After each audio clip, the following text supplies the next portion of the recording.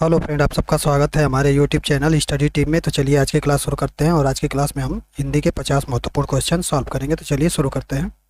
निर्देश है प्रश्न संख्या 1 से 5 निम्नलिखित लेखांश को पढ़ें और अंत में दिए गए प्रश्नों को के उत्तर दें। इन प्रश्नों के उत्तर लेखांश पर आधारित होने चाहिए। ठीक है, तो ये पूरा है। अब तो क्वेश्चन हम पढ़ते हैं, फिर उसके बाद इसको हम देखेंगे। तो क्वेश्चन है कि वर्तमान में लोकसभा सदस्यों की संख्या न्यूनतम और अधिकतम है। ठीक है, हमको बताना है कि वर्तमान में जो लोकसभा सदस्यों की न्यूनतम और अधिकतम संख्या कितनी है बताना है। तो किसके हमको ये जो लेखांश है इसके अनुसार बताना है। तो यहाँ पे लिखा है कि लोकसभा सार्वभौमिक वयस्क मताधिकार के आधार पर प्रत्यक्ष चुनाव द्वारा चुने गए लोगों के प्रतिनिधियों से बनी है। सदन में सदस्यों की अधिकतम संख्या 552 है। राज्य के प्रतिनिधित्व के लिए 530 सदस्य, केंद्र शासित प्रदेशों के प्रतिनिधित्व के लिए 20 सदस्य और राष्ट्रपति द्वारा नामित एंग्लो भारतीय समुदाय के 2 सदस्य। वर्तमान में सदन में सदस्यों की संख्या 545 है। ठीक है, यहाँ पे क्या दिया है कि अधिकतम संख्या 552 और वर्तमान में कितनी है 545 है। तो कौन सा हमारा आंसर सही होगा? तो क्या दिया है कि वर्तमान में लोकसभा सदस्यों की संख्या न्यूनतम और अधिकतम क्रमशः हमको बताना है। तो कौन सा ऑप्शन सही होगा? तो ये होगा 545 और 552, ऑप्शन नंबर सी सही होगा। अगला है कि प्रत्यक्ष चुनाव के द्वारा चुने गए लोकसभा के सदस्यों की संख्या वर्तमान में है। ठीक है, प्रत्यक्ष चुनाव के द्वारा चुने गए लोकसभा के सदस्यों की संख्या वर्तमान में कितनी है? तो हमने अभी पढ़ा यहाँ पे कि कितनी है। वर्तमान में सदन में सदस्यों की कुल संख्या कितनी है? 545 है। तो कौन सा ऑप्शन सही हो जाएगा? तो ये हो जाएगा ऑप्शन नंबर ए सही होगा। ठीक है, आगे देखते हैं हम। आगे निम्नलिखित में से कौन सा कथन सही है? निम्नलिखित में से कौन सा कथन सही है हमको बताना है। तो चलिए कथन पढ़ते हैं, फिर उसके बाद इसको देखते हैं कि कौन सा सही होगा। तो ऑप्शन ए है प्रत्यक्ष चुनाव के द्वारा चुने गए एंग्लो भारतीय समुदाय के 2 सदस्य हो सकते हैं।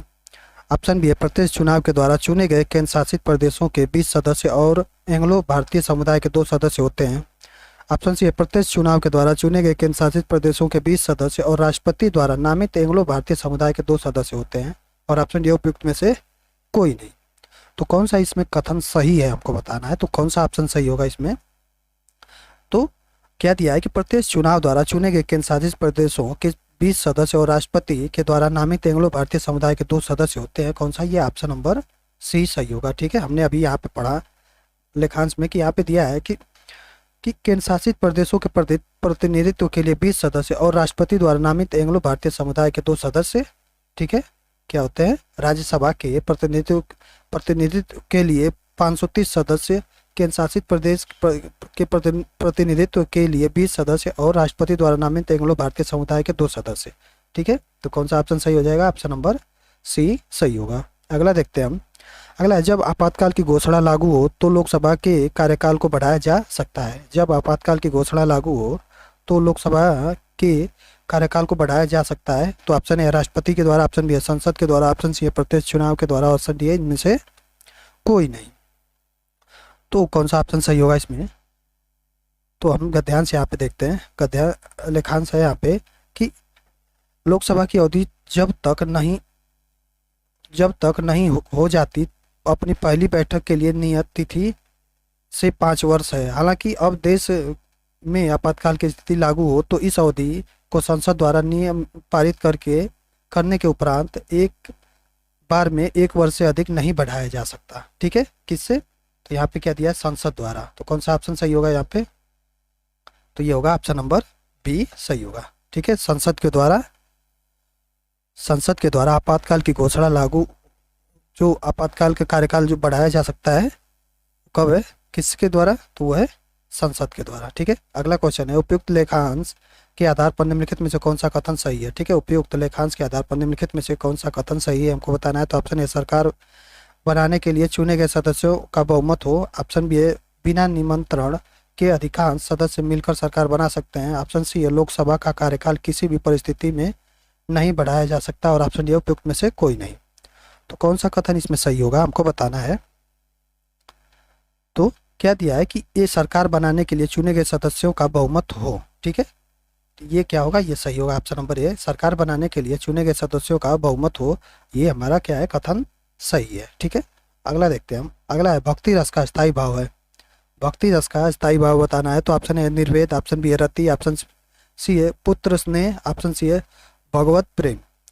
तो भक्ति रस का स्थायी भाव क्या होता है?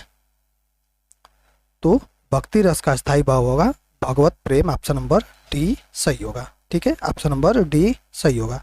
अगला है इनमें से कौन सा शब्द तद्भव नहीं है? ठीक है, बताना है कि कौन इसमें तद्भव नहीं है। तो ऑप्शन ए गे, ऑप्शन बी है दे, ऑप्शन सी है धूल और ऑप्शन डी है फूल। तो इसमें कौन तद्भव नहीं है? तो इसमें कौन सा तद्भव नहीं है? तो ऑप्शन नंबर बी क्या है? दे है जो, ये क्या है? ये तद्भव नहीं है। ठीक है, चलिए आगे देखते हैं। आगे कौन सा विलोम युग्म गलत है? ठीक है, कौन सा विलोम युग्म गलत है हमको बताना है। तो ऑप्शन ए मूक वाचाल, ऑप्शन बी है संपन्न विपन्न, ऑप्शन सी है मित व्ययी अल्प व्ययी, ऑप्शन डी है सम्मुख विमुख। तो कौन सा इसमें विलोम युग्म है जो गलत है? तो कौन सा ऑप्शन सही होगा? तो मित व्ययी अल्प व्ययी ये क्या है? ये युग्म गलत है। ठीक है, कौन सा? ये ऑप्शन नंबर सी सही मतलब इस ऑप्शन नंबर सी सही होगा। ये क्या है? ये विलोम युग्म गलत है। मित व्ययी का क्या होता है? मित व्ययी का विलोम अल्प व्ययी नहीं होता है। ये क्या होता है? इसका होता है अपव्ययी, अपव्ययी। ठीक है, आगे बढ़ते हैं। आगे है ब्यूरोक्रेसी का समानार्थक हिंदी शब्द है। ब्यूरोक्रेसी का समानार्थक हिंदी शब्द है। तो ऑप्शन ए है जनतंत्र, ऑप्शन बी है शासन तंत्र, ऑप्शन सी है अधिकारी तंत्र और ऑप्शन डी है राजतंत्र। तो ब्यूरोक्रेसी का समानार्थक हिंदी शब्द क्या होगा? तो ये होगा अधिकारी तंत्र। ऑप्शन नंबर सी सही होगा। अगला है किस वाक्य में विराम चिन्ह संबंधी विसंगतियां हैं? ठीक है, किस वाक्य में विराम चिन्ह संबंधी विसंगति है? तो ऑप्शन है सूर्यकांत त्रिपाठी निराला छायावाद के प्रमुख कवि थे, ऑप्शन बी है वाह अपने तो कमाल कर दिया, ऑप्शन सी है आप कानपुर से कब आए और ऑप्शन डी है राम श्याम और विजय दिल्ली गए। तो कौन सा ऑप्शन सही होगा इसमें? किस वाक्य में विराम चिन्ह संबंधी क्या है? विसंगतियां हैं। तो कौन सा ऑप्शन सही होगा? तो ये होगा ऑप्शन नंबर ए सही होगा। क्या है? सूर्यकांत त्रिपाठी निराला छायावादी के प्रमुख कवि थे, इसमें क्या है? विराम चिन्ह संबंधी क्या है? विसंगति है। ठीक है, चलिए आगे देखते हैं हम। आगे इनमें किन शब्दों की गणना अव्यय के अंतर्गत की जाती है? इनमें किन शब्दों की गणना अव्यय के अंतर्गत की जाती है? तो ऑप्शन ए क्रिया विशेषण शब्द, ऑप्शन बी है क्रिया शब्द, ऑप्शन सी है विशेषण शब्द और ऑप्शन डी है संज्ञा शब्द। तो किन शब्दों की गणना अव्यय के अंतर्गत की जाती है? तो क्रिया विशेषण शब्दों की गणना अव्यय के अंतर्गत की जाती है। ठीक है, ऑप्शन नंबर ए सही होगा।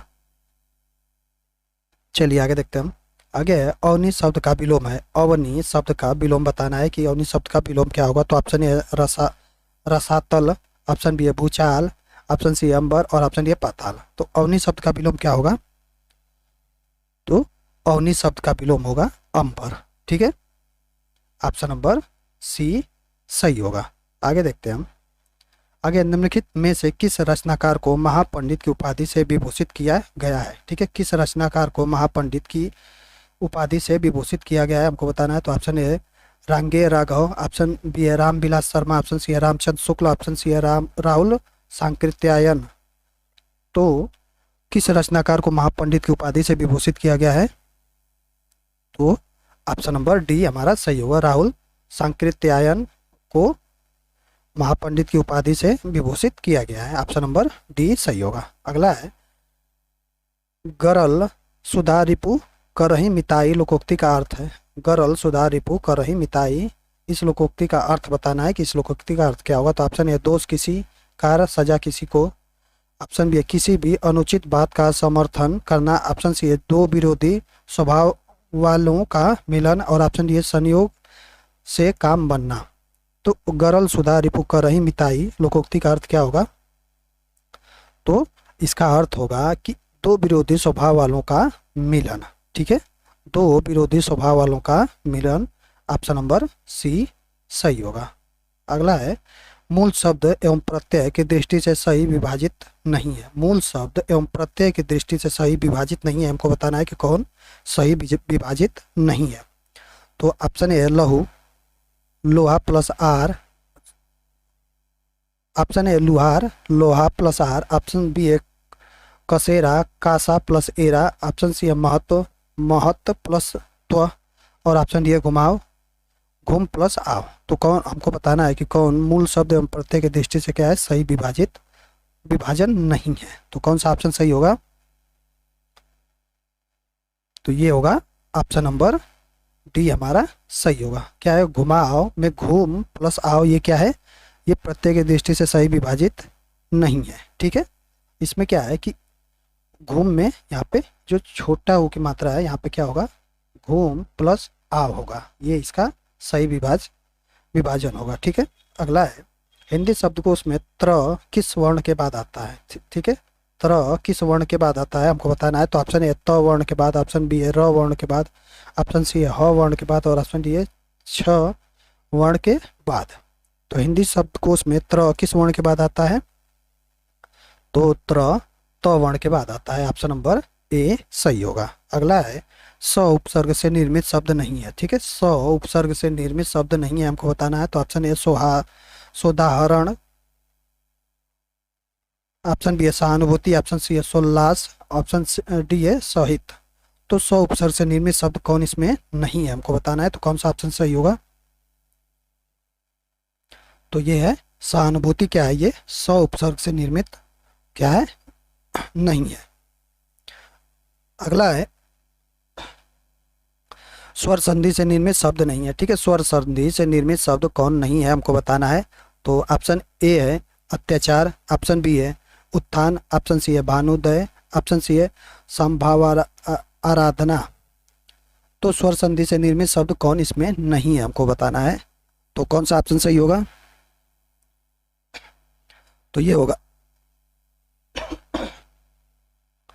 उत्थान। क्या है, ऑप्शन नंबर बी, ये स्वर संधि से निर्मित शब्द नहीं है। ठीक है, इसका संधि विच्छेद क्या होगा, तो उत प्लस थान होता है। ठीक है, तो ये क्या है, ये स्वर संधि से निर्मित नहीं है। ठीक है, अगला देखते हैं हम। अगला है निम्नलिखित में से कौन सा समास भगवान श्री कृष्ण को संबोधित करने हेतु प्रयुक्त नहीं किया जाता। ठीक है, निम्नलिखित में से कौन सा समास भगवान श्री कृष्ण को संबोधित करने हेतु प्रयुक्त नहीं किया जाता है हमको बताना है। तो ऑप्शन ए पीताम्बर, ऑप्शन बी है कंचलोचन, ऑप्शन सी है त्रिलोचन, और ऑप्शन डी है घनश्याम। तो कौन सा ऑप्शन सही होगा इसमें, तो ऑप्शन नंबर क्या है, सी सही होगा। ठीक है, त्रिलोचन। ठीक है, त्रिलोचन शब्द श्री कृष्ण के लिए नहीं क्या है, संबोधित किया जाता है। त्रिलोचन किसे कहा जाता है, तो शिव जी को संबोधित किया जाता है। ठीक है,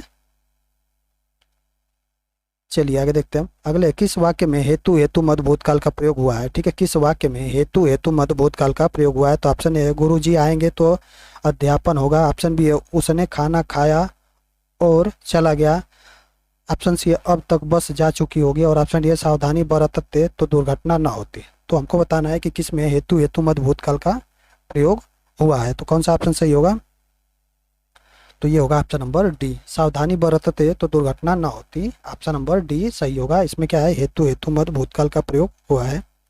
अगला है वर्तनी की दृष्टि से कौन सा शब्द अशुद्ध है। ठीक है, वर्तनी की दृष्टि से हमको बताना है कि कौन सा शब्द अशुद्ध है। तो ऑप्शन है शूर्पणखा, ऑप्शन बी है सर्पिणी, ऑप्शन सी है श्वेतांगी, और ऑप्शन डी है चतुर्णी। तो कौन सा इसमें वर्तनीय रूप से क्या है, अशुद्ध हमको बताना है। तो कौन सा ऑप्शन सही होगा इसमें, तो ये होगा ऑप्शन नंबर डी। क्या है, ये वर्तनीय रूप से अशुद्ध है। इसका शुद्ध रूप क्या होगा, तो इसका शुद्ध रूप होगा चतुराई।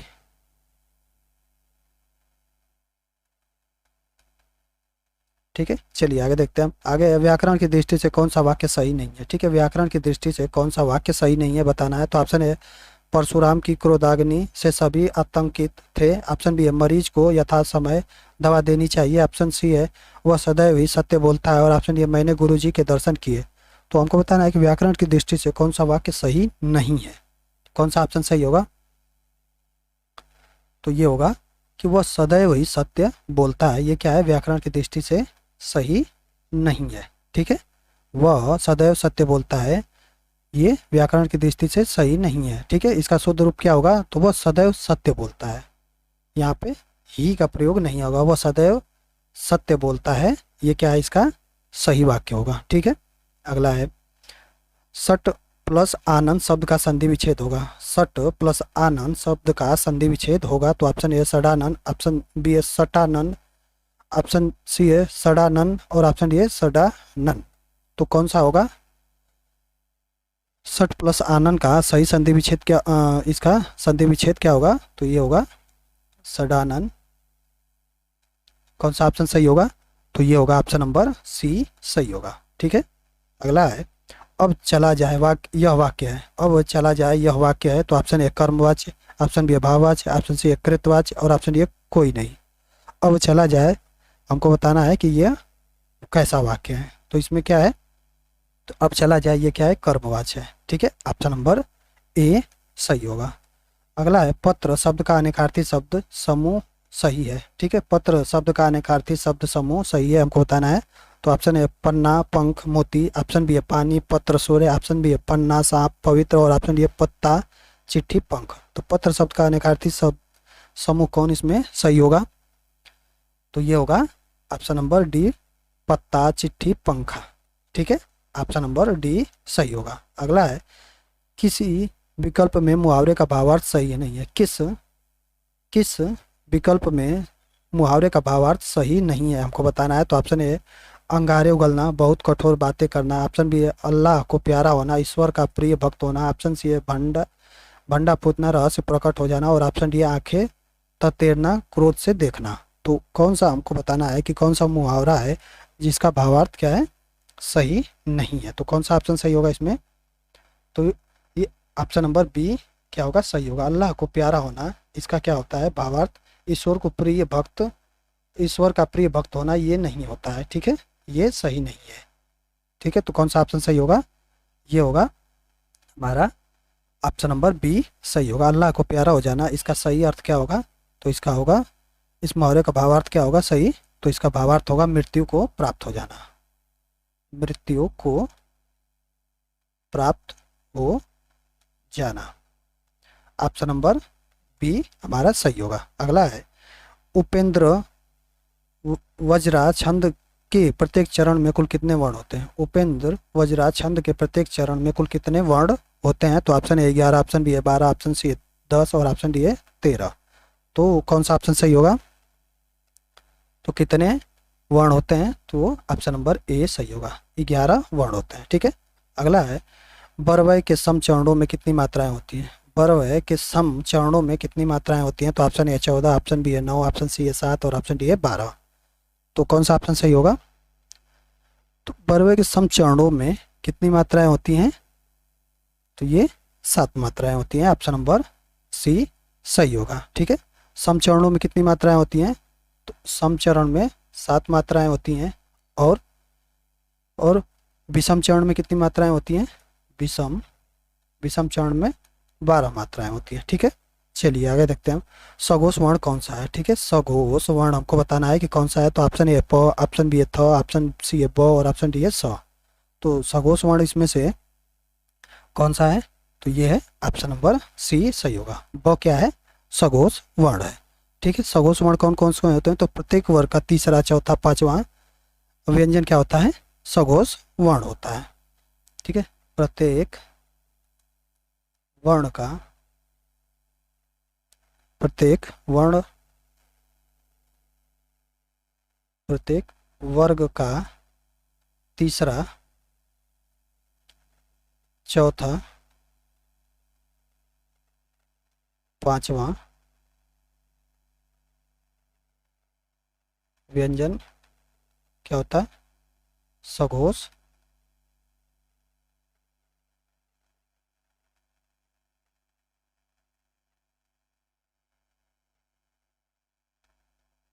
वर्ण होता है। ठीक है, चलिए आगे देखते हैं। आगे जो इंद्रियों की पहुंच से बाहर हो, जो इंद्रियों की पहुंच से बाहर हो, तो ऑप्शन ए इंद्रिय निग्रह, ऑप्शन बी है इंद्रिय जीत, ऑप्शन सी इच्छाधारी और ऑप्शन डी इनमें से कोई नहीं। जो इंद्रियों की पहुंच से बाहर हो उसे हम क्या कहते हैं, जो इंद्रियों की पहुंच से बाहर हो उसे हम क्या कहते हैं? तो उसे हम अति इंद्रिय कहते हैं। अति अति इंद्रिय कहते हैं।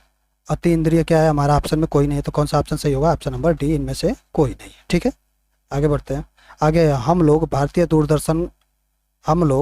दूरदर्शन का धारावाहिक की पटकथा के का लेखन किया। ठीक है, हम लोग भारतीय दूरदर्शन का धारावाहिक की पटकथा का लेखन किया। तो ऑप्शन ए मनोहर श्याम जोशी ने, ऑप्शन बी ओम थानवी ने, ऑप्शन सी है रमेश चंद्र शाह ने, और ऑप्शन ए आनंद यादव ने। तो कौन सा ऑप्शन सही होगा? तो हम लोग भारतीय दूरदर्शन का धारावाहिक की पटकथा का लेखन किसने किया? तो मनोहर श्याम जी जोशी ने किया। मनोहर श्याम जी जोशी ने किया। ऑप्शन नंबर ए सही होगा। ठीक है, चलिए आगे देखते हैं। आगे, हर समय दूसरों की कमियां ढूंढने वाला वाक्यांश के लिए सार्थक शब्द होगा। हर समय दूसरों की कमियां ढूंढने वाला वाक्यांश के लिए सार्थक शब्द आपको बताना है। तो ऑप्शन ए छिंद्रा, ऑप्शन बी चुगलखोर, ऑप्शन सी दृष्ट, और ऑप्शन डी आलोचक। तो हर समय दूसरों की कमियां ढूंढने वाला वाक्यांश के लिए सार्थक शब्द क्या होगा? तो ये होगा ऑप्शन नंबर ए होगा। यहाँ पे गलत टाइप हुआ है, ये क्या होगा? छिंद्रावेशी।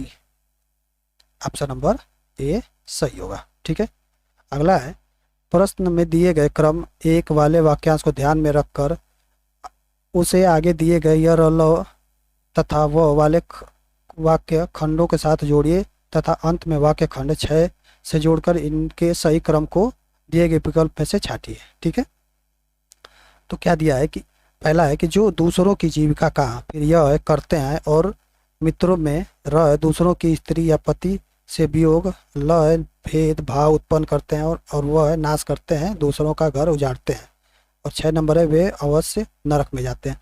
तो इन सबको मिला के हम लोग को एक सार्थक वाक्य खंड का निर्माण करना है। ठीक है, तो चलिए हम ऑप्शन के थ्रू इसको देखते हैं। तो पहला ऑप्शन है, पहले है व र ल य। ठीक है, सबसे पहले हम व लेंगे, फिर र लेंगे, और फिर ल लेंगे, और उसके बाद य लेंगे। तो चलिए हम इसको पढ़ते हैं एक साथ, तो पता चलेगा कि कौन सा हमारा वाक्य खंड निर्माण हो रहा है। तो पहला है कि जो दूसरों की जीविका का, फिर उसके बाद वह जो दूसरों की जीविका का नाश करते हैं, दूसरों का घर उजाड़ते हैं, जो दूसरों की जीविका का नाश करते हैं, दूसरों का घर उजाड़ते हैं, फिर उसके बाद र लेना है दूसरों की स्त्री या पति से वियोग।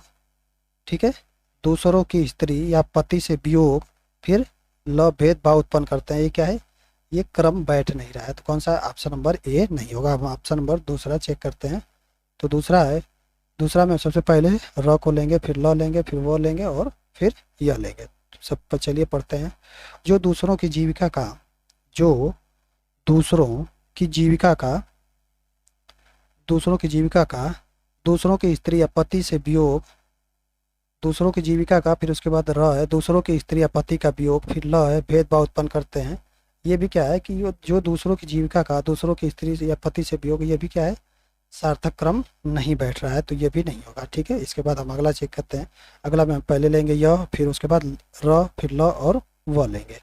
तो जो दूसरों की जीविका का, जो दूसरों की जीविका का करते हैं और मित्र से, ठीक है, जो दूसरों की जीविका का करते हैं, यहाँ पे क्या है? ये यहीं पे इसका क्रम नहीं बैठ रहा है, तो ये भी ऑप्शन नहीं होगा। इसके बाद हम अगला देखते हैं। अगला है, सबसे पहले हम वो लेंगे, फिर र लेंगे, फिर य लेंगे, और ल लेंगे। ठीक है, तो क्या है कि जो दूसरों की जीविका का, जो दूसरों की जीविका का नाश करते हैं, दूसरों का घर उजाड़ते हैं, जो दूसरों की जीविका का नाश करते हैं, दूसरों का घर उजाड़ते हैं, दूसरों की स्त्री या पति से वियोग, दूसरों की स्त्री या पति से वियोग करते हैं, और मित्रों में भेदभाव उत्पन्न करते हैं, मित्रों में भेदभाव उत्पन्न करते हैं, वे अवश्य नरक में जाते हैं। ठीक है, ये क्या है? ये सार्थक क्रम बैठ रहा है। ऑप्शन नंबर डी हमारा सही होगा। चलिए इसको एक बार एक क्रम में पढ़ लेते हैं। तो जो दूसरों की जीविका का नाश करते हैं, दूसरों का घर उजाड़ते हैं, दूसरों की स्त्री या पति से वियोग करते हैं, और मित्रों में भेदभाव उत्पन्न करते हैं, वे अवश्य नरक में जाते हैं। तो कौन सा ऑप्शन? ऑप्शन नंबर डी हमारा सही होगा। अगला है, किस वाक्य में स्थानवाचक क्रिया विशेषण है? ठीक है, किस वाक्य में स्थानवाचक क्रिया विशेषण है, तो ऑप्शन ए आप यहाँ बैठिए, बैठिए। ऑप्शन बी है वह धीरे धीरे चलता। ऑप्शन सी है मोहन जयपुर से अभी आया है। और ऑप्शन डी है गुरुजी बहुत कम बोलते हैं। तो किस वाक्य में स्थानवाचक क्रिया विशेषण है हमको बताना है, तो कौन सा ऑप्शन सही होगा? तो आप यहाँ बैठिए, इसमें क्या है, इसमें स्थानवाचक क्रिया विशेषण है। ऑप्शन नंबर ए सही होगा। ठीक है। अगला है कि हिमालय के लिए सही संधि विच्छेद को चुनिए। हिमालय के लिए सही संधि विच्छेद आपको बताना है। तो ऑप्शन है हिम प्लस आलय, ऑप्शन बी है हिम प्लस आलय, ऑप्शन सी है हिम प्लस अलय और ऑप्शन डी है हिमा प्लस आलय। तो हिमालय का सही संधि विच्छेद क्या होगा? तो हिमालय का सही संधि विच्छेद होता है कौन सा ऑप्शन? तो ये होगा ऑप्शन नंबर बी, हिम प्लस आलय। ये क्या है? हिमालय का सही संधि विच्छेद होगा। ठीक है। अगला है स्त्री के लिए सही पर्यायवाची शब्द, स्त्री के लिए सही पर्यायवाची वाले शब्दों की पंक्ति को चुनिए। ठीक है। स्त्री का सही पर्यायवाची वाला हमको शब्दों का जो पंक्ति है उसको बताना है। तो ऑप्शन है त्रिया वनिता नारी, ऑप्शन बी है त्रिया धनिता नारी, ऑप्शन सी है त्रिया वनिता नारी और ऑप्शन डी है प्रिया वनिता नारी। तो स्त्री के लिए सही पर्यायवाची वाले शब्द पंक्ति कौन सा है? तो ये है ऑप्शन नंबर ए त्रिया वनिता नारी। ये क्या है? ऑप्शन नंबर ए सही होगा। अगला है व्यभिचारी भाव को संचारी भाव कहने का कारण है। व्यभिचारी भाव को संचारी भाव कहने का कारण है। तो ऑप्शन ए ये सभी रसों में संचार करते हैं, ऑप्शन बी ये सभी रसों को जागृत करते हैं, ऑप्शन सी है ये सभी रसों के उद्बोधक हैं और ऑप्शन डी ये सभी रसों के विचरण ये सभी रसों में विचरण करते हैं। तो व्यभिचारी भाव को संचारी भाव कहने का कारण क्या है वो हमको बताना है। तो कौन सा ऑप्शन सही होगा? तो ये होगा कि ये सभी रसों में संचरण करते हैं। ऑप्शन नंबर ए सही होगा। अगला है कि बकरी शब्द का पुल्लिंग रूप है। बकरी शब्द का पुल्लिंग रूप हमको बताना है। तो ऑप्शन ए भेड़, ऑप्शन बी है नर बकरा बकरिया और ऑप्शन सी है बकरिया और ऑप्शन डी है बकरा। तो बकरी शब्द का पुल्लिंग क्या होगा? तो बकरी शब्द का पुल्लिंग होता है बकरा। ऑप्शन नंबर डी सही होगा। ठीक है। अगला है कन्नौजी हिंदी किस उपभाषा की एक बोली है? कन्नौजी हिंदी किस उपभाषा की एक बोली है? तो ऑप्शन है पूर्वी हिंदी, ऑप्शन बी है पश्चिमी हिंदी, ऑप्शन सी है राजस्थानी हिंदी और ऑप्शन डी है पहाड़ी हिंदी। तो कन्नौजी हिंदी किस उपभाषा की एक बोली है? तो कन्नौजी हिंदी क्या है? पश्चिमी हिंदी की क्या है? पश्चिमी हिंदी उपभाषा की एक बोली है। ठीक है। ऑप्शन नंबर बी सही होगा। अगला है उसने पढ़ लिया होगा कैसा वाक्य है? उसने पढ़ लिया होगा कैसा वाक्य है? तो ऑप्शन है विस्मयवाचक, ऑप्शन बी है संदेहवाचक, ऑप्शन सी है प्रश्नवाचक और ऑप्शन डी है आज्ञावाचक। उसने पढ़ लिया होगा ये कैसा वाक्य है? तो उसने पढ़ लिया होगा ये क्या है? संदेहवाचक है। ठीक है। ऑप्शन नंबर बी सही होगा। अगला है पुनर्जन्म का संधि विच्छेद है। पुनर्जन्म का संधि विच्छेद हमको बताना है। तो ऑप्शन है पुनः प्लस जन्म, ऑप्शन बी है पुनः प्लस नर जन्म, ऑप्शन सी है पुनः प्लस जन्म और ऑप्शन डी है पुनर् प्लस आजन्म। तो पुनर्जन्म का सही संधि विच्छेद क्या होगा? तो इसका सही संधि विच्छेद होगा पुनः प्लस जन्म। ऑप्शन नंबर सी सही होगा। ठीक है। अगला है निम्नलिखित में से संयुक्त स्वर कौन सा है? ठीक है। संयुक्त स्वर हमको बताना है कि संयुक्त स्वर कौन सा है। तो ऑप्शन है उ, ऑप्शन बी है ई, ऑप्शन सी है उ और ऑप्शन डी है ए। तो संयुक्त स्वर इसमें कौन सा है? तो संयुक्त स्वर है ऑप्शन नंबर डी ए। क्या है ये? संयुक्त स्वर है। कैसे? अ और छोटी ई मिलके क्या बनते हैं? छोटी ई मिलके ए बनता है। ठीक है। चलिए आगे देखते हैं हम। आगे हरिपद कोमल कमल से जो सबको सुख देत पंक्ति किस अलंकार का उदाहरण है? हरिपद कोमल कमल से जो सबको सुख देत पंक्ति किस अलंकार का उदाहरण है? तो ऑप्शन ए है उपमा, ऑप्शन बी है अनुप्रास, ऑप्शन सी है रूपक और ऑप्शन डी है उत्प्रेक्षा। तो इसमें कौन सा अलंकार होगा? तो इसमें क्या है? उपमा अलंकार है। ठीक है। ऑप्शन नंबर ए सही होगा। ठीक है। क्या है? इसमें उपमा अलंकार है। इसमें क्या है कि इसमें हरि के चरणों की तुलना किससे? कमल से की जा रही है। हरिपद कोमल कमल से जो सबको सुख दे। तो इसमें क्या है? हरि, इसमें क्या है? इसमें हरि के चरणों की तुलना किससे? कमल से की जा रही है। तो कौन सा अलंकार होगा? तो ये उपमा अलंकार होगा। ठीक है। अगला है राम खाना खाएगा वाक्य का कर्मवाच्य रूप है। राम खाना खाएगा वाक्य का कर्मवाच्य रूप हमको बताना है। तो ऑप्शन ए राम खाना खाता है, ऑप्शन बी है राम ने खाना खाया, राम से खाना खाया जाएगा और ऑप्शन डी है राम ने खाना खाया ऑप्शन सी है राम खाना खाएगा। तो राम खाना खाएगा इस वाक्य का कर्मवाची क्या होगा, कर्मवाची रूप क्या होगा, तो ये होगा कि राम से खाना खाया जाएगा। ठीक है, ऑप्शन नंबर बी सही होगा। अगला है निम्नलिखित में से कौन सा उपमा अलंकार का एक तत्व नहीं है। ठीक है, कौन सा उपमा अलंकार का एक तत्व नहीं है को बताना है। तो ऑप्शन ए साधारण धर्म, ऑप्शन बी उपमेय, ऑप्शन सी उपमान और ऑप्शन ए विशेष धर्म। तो कौन उपमा अलंकार का एक तत्व नहीं है हमको बताना है, तो कौन सा ऑप्शन सही होगा, तो ये होगा ऑप्शन नंबर डी विशेष धर्म। क्या है ये, उपमा अलंकार का एक तत्व नहीं है। ठीक है, अगला देखते हैं हम। अगला है निम्नलिखित मुहावरे को अर्थ के साथ जोड़िए। ठीक है, यहाँ पे मुहावरा दिया है, उसको हमको बताना है कि किसका मिलान किससे होगा। करवटे बदलना, करवटे बदलना, इस मुहावरे का अर्थ क्या होगा, करवटे बदलना, इस मुहावरे का अर्थ क्या होगा, तो इस मुहावरे का अर्थ होगा बेचैनी के कारण न सो पाना। ठीक है, पहले का ई से मिलान होगा। फिर कोल्हू का बैल, कोल्हू का बैल, इस मुहावरे का अर्थ क्या होगा, कोल्हू का बैल, तो इसका होगा लगातार काम में लगे रहना। ठीक है, हवा लगना, हवा लगना का इसका क्या होगा मुहावरे का अर्थ, तो इसका होगा असर होना। ठीक है, इसका मिलान होगा अ से। ठीक है, ठोकरे खाना, ठोकरे खाना का मुहावरे का अर्थ क्या होगा, तो इसका होगा धक्के खाना। तो क्या होगा, पहले का ई, दूसरे का छोटी ई और तीसरे का होगा अ और चौथे का आ। कौन सा ऑप्शन सही होगा इसमें, तो इसमें होगा हमारा ऑप्शन नंबर बी सही होगा। ठीक है, आगे देखते हैं हम। आगे है मुहावरा, मुहावरे लोकोक्ति का प्रयोग, मुहावरे लोकोक्ति का प्रयोग। ऑप्शन ए भाषा को अलंकृत करता है, ऑप्शन बी है भाषिक अभिव्यक्ति को प्रभावित करता है, ऑप्शन सी है भाषा शिक्षण का एकमात्र उद्देश्य और ऑप्शन डी है दूसरों को प्रभावित करने का सरल तरीका। मुहावरे लोकोक्ति का प्रयोग क्यों किया जाता है हमको बताना है, तो कौन सा ऑप्शन सही होगा, तो मुहावरे लोकोक्ति का प्रयोग भाषित अभिव्यक्ति को प्रभावित करता है। ठीक है, ऑप्शन नंबर बी सही होगा। ठीक है, आगे है चतुर विद्यार्थी से प्रश्न पूछो, चतुर विद्यार्थी से प्रश्न पूछो, वाक्य में विशेषण बताना है। तो ऑप्शन ए विद्यार्थी, ऑप्शन बी प्रश्न, ऑप्शन सी चतुर और ऑप्शन डी पूछो। तो इसमें विशेषण क्या होगा, तो चतुर विद्यार्थी से प्रश्न पूछो, इसमें विशेषण होगा चतुर, ऑप्शन नंबर सी सही होगा।